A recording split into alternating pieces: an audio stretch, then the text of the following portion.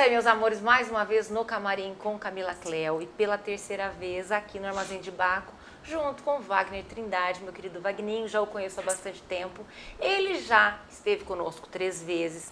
O grosso que nós precisaríamos saber sobre vinhos, deixo aqui nos vídeos anteriores, mas hoje eu queria muito saber, Wagninho, antes, apresente-se para o público.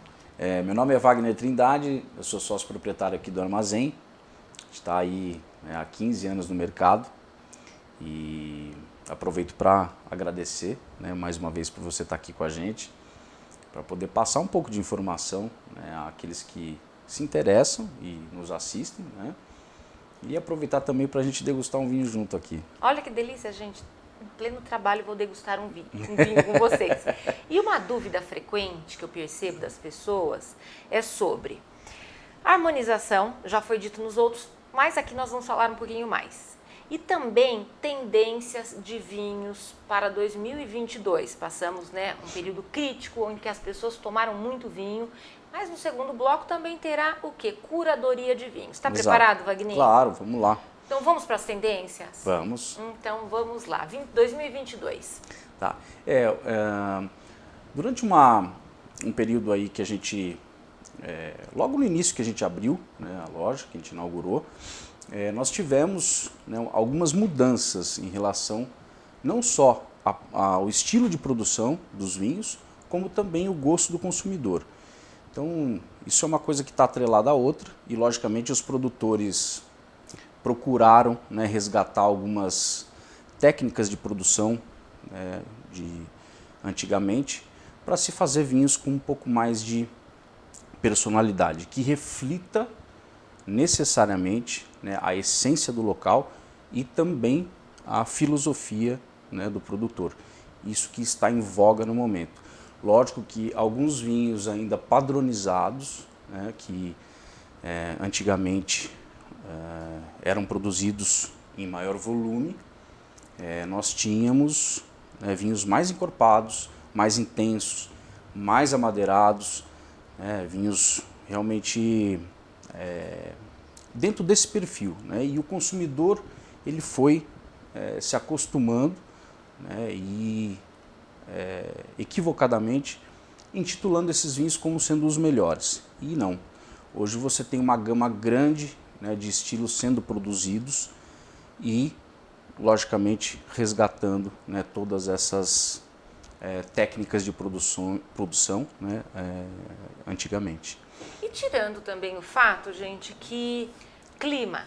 Se você está no verão, perfeitamente você pode tomar um tinto refrigerado, não é, Wagninho? Exatamente. Não precisa se adequar ao branco, ao frisante, se não é o seu perfil de vinho, né? Sim. É difícil, às vezes, nós passarmos, eu digo Wagninho passar, porque o vinho, ele tem características subjetivas, não é? Exato. Vinho marcante, vinho forte, são qualidades que nem todo mundo vai absorver. Isso. O que acontece?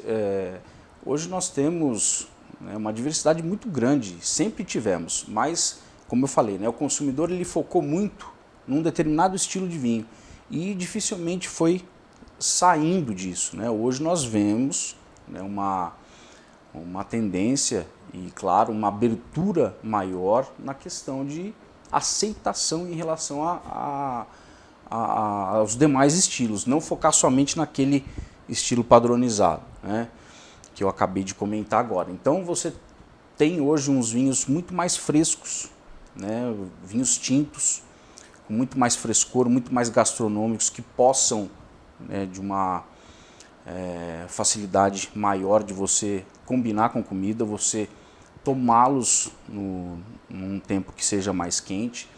Você pode, logicamente, também usufruir também dos rosés, dos brancos, dos espumantes. Hoje em dia o pessoal está mais aberto a isso, não só na questão do clima, mas também dos momentos, para ser mais aberto na questão do prato que você vai comer. Às vezes você vai num restaurante, você pede um prato de peixe e normalmente você não precisa necessariamente se abdicar do vinho tinto, mas você tem alguns estilos que são próprios para acompanhar esse tipo de prato, tá? Os pratos mais leves, como Exatamente. frutos do mar, né? Então, é só para a gente deixar mais claro um pouquinho, as pessoas estão mais abertas a esses estilos de vinho. Tá? Perfeito. E no Essa caso... vamos dizer, a tendência que hoje a gente enxerga, não só aqui pela loja, mas também através, né, de estudos que a gente acaba fazendo e, logicamente, isso está em evidência. Né? Você tem mais essas informações. No mercado, né? A casa há muito tempo, um renome muito grande em Avaré e região, com muitos eventos sendo feitos antes da pandemia. E o que você sentiu nesses 2 anos pandêmicos, como já tem esse local já forte, como havia dito, o que vocês sentiram da absorção do produto? Nós tivemos aí também um aumento, né, de vinhos que hoje está bastante em voga. Né? Você tem alguns eventos que são específicos para vinhos orgânicos, né, biodinâmicos e naturais. O que é isso? Conta para o povo. Na verdade, vinhos orgânicos são aqueles que não utilizam, né, pesticida no vinhedo, né, fertilizantes. Você tem vinhos que, naturalmente, em função da sanidade das uvas, devido ao não uso desses fertilizantes, né, ou pesticidas, a sanidade da uva ela é melhor. E você tendo essa condição, né, do fruto, provavelmente você vai produzir um vinho de melhor qualidade. E os 2 outros quesitos que você me falou, qualidades do vinho? Exato. Aí os biodinâmicos, eles necessariamente eles têm que ser, né, orgânicos, não podem usar pesticidas nos vinhedos, mas também se utilizam da filosofia, né, do Rudolf Steiner, que é da antroposofia, né, em que você faz preparados, né, orgânicos e também conta com um aspecto, né, lunar, não só na própria colheita, como também no engarrafamento. São algumas situações que até dessa própria filosofia emprega, né, na produção do vinho. Melhora a qualidade. Exatamente. É para você preservar todo o espaço que é utilizado para a produção, né, do vinho. Você acaba preservando o solo, você preserva todo o ecossistema que envolve isso e, naturalmente, isso vai gerar um vinho, né, de melhor qualidade. Não é obrigatório isso. Tem algumas regiões que não conseguem produzir vinhos dessa forma em função do próprio clima. E, logicamente, se você tem um produtor que é, de certa forma, sério, que ele produz pouco, produz com seriedade, ele vai também produzir vinho de excelente qualidade. Então, a gente precisa também ter essa noção em que os vinhos também convencionais, chamados convencionais, que não estão vinculados a esses meios de produção, também são vinhos de excelente qualidade quando se tratar de produtores sérios. Exato. Até o fato da pandemia, do clima, naquele lugar da Borgonha, que as pessoas acenderam velas nas vinhas, qual foi aquele problema? E o que acarretou, já que todos estão, vamos supor, mimando o solo realmente, o ecossistema daquela localidade, do vinho, da fruta? Naturalmente a Borgonha ela tem um clima muito particular, né, e às vezes você tem fases que você não consegue uma maturação plena da uva, até em função, né, desse clima ser um pouco rigoroso nesse sentido, até em função, né, do frio. Então, se você percebe, né, o próprio produtor e o enólogo percebe que você não vai ter uma maturação plena da uva, ele costuma se utilizar de alguns métodos que possam auxiliar nesse sentido, tá? Então, e logicamente isso evita até o congelamento, né, da própria vinha. Que vai mudar o produto final, né? Vocês vão desconfiar, gente. Eu não entendo, Exatamente. Sou leiga, sou nécia, mas o Vagninho assim faz, né? Sim, sim. Já sabe. Exato. Mas a gente está aqui para aprender e, na verdade, o vinho é exatamente isso. Né? Eu acho que é um aprendizado eterno, né? A gente pode estudar, pode sempre estar em contato, seja ele através de livros ou degustando quase que diariamente aí, a gente sempre vai ter algo a aprender. E nós estávamos aqui nos bastidores conversando sobre um projeto da sommelier Gabriela Monteleone, que ela quer, não é popularizar, mas sim democratizar o vinho, né? Tão longe, exato, tão perto. Então ela quer colocar o vinho nessas torneiras que tem nos restaurantes, né? Como a cerveja. Sim. Mas aí como é que faz? Como você sabe que você vai pegar ali, Wagninho? De repente você gosta de um Cabernet Sauvignon, ou o seu amigo de um Carmener, Merlot, vai estar escrito em cada? Na verdade, ela já tem pré-determinado o que ela vai produzir, né? E aquele vinho que está ali, ele vai ser servido de acordo com o que foi produzido anteriormente. Não é algo que você possa pedir, né, e do seu gosto.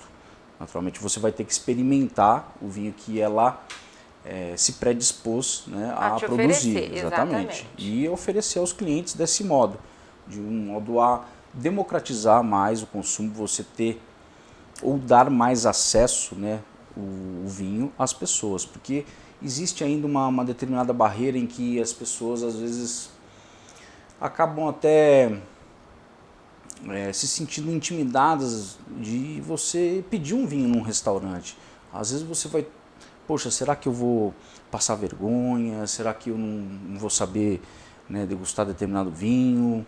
Então, esses vinhos acabam também servindo para esse fato. E lógico, o custo ajuda, né, você vai ter ou dar mais acesso também a essas pessoas que naturalmente no restaurante vão poder degustar um vinho, né, de boa qualidade, pagando um preço bem honesto. Tá? Então, bacana, gente. A função também desse tipo de vinho é essa. Né? E logicamente a gente tem que fazer uma pequena vamos dizer, ressalva aí, né? Que esses vinhos são muito próprios para isso, mas também você tem os vinhos que eles são para determinados momentos que merecem reflexão. Não é aquele simples fato, né, de você, a todo momento, você vai querer pegar um vinho, né, e tomar por si só, sem pelo menos tentar absorver um pouquinho de informação que ele te traz. Esses vinhos que ela produz ou que sejam feitos, né, dessa forma, ou servidos ou comercializados em bag-in-box, que são em caixinhas também, esses vinhos são para consumo mais rápido. Então eles não necessitam dessa... exatamente. Mas se você também tem aqueles vinhos que merecem uma determinada reflexão. Uma ode, não é verdade? É como, por exemplo, né, você investir um pouco mais numa garrafa de vinho, você não vai simplesmente abrir, né, colocar na taça e beber sem... Não, gente. Ao menos... Tem que entender a criatura, olhar, sentir... uma verdadeira... o mundo do vinho também tem isso e é muito gostoso. Né? Você muitos procurar... não vão querer abrir mão disso para ir no Fast Wine, não. Eles querem continuar com isso. Isso. Por isso que a gente até comentou, e voltando naquela primeira parte, né? São vinhos para determinados momentos. Então, esses momentos eles precisam, né, de vinhos próprios para eles. E isso, tanto para momentos descontraídos, como também para momentos de reflexão e às vezes até aproveitar para você harmonizar com um prato bacana quando você procura uma gastronomia diferente. Normalmente a gente vai entrar agora na questão da harmonização, né? Então, você podendo fazer isso de uma forma mais calma e sabendo exatamente as informações daquele vinho que você está degustando, é muito gostoso também. Então, no próximo bloco, Wagner Trindade nos contará um pouquinho mais sobre harmonização. Até daqui a pouco.